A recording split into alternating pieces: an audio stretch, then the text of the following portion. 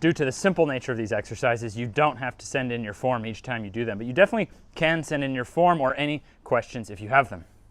On Fridays in the ATG system, we're working on heels elevated squats, as well as things like seated good mornings, Romanian deadlifts, and deficit deadlift. So that means we're putting pressure on the upper calf, on that short range knee flexion, and onto the front of the hip. So I'm going to try to quickly show you the buy-in for the Friday session.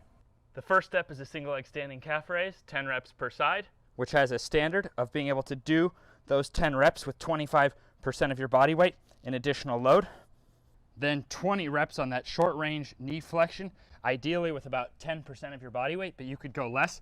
And when you finish those 20 reps, you can actually spin it around and work the other side, 20 reps on your short range hip flexion. Then you could switch it to the other side and do your 20 reps of short range knee flexion and short range hip flexion. That would represent 1 round, 3 rounds of that, and we're ready to go.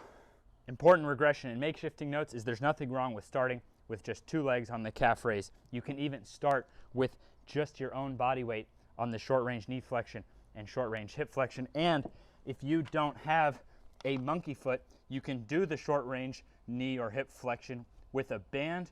Your gym also might have a leg curl machine that you could use. The reason we would eventually want to get to this is because it allows you to get full closure without that pad in the way.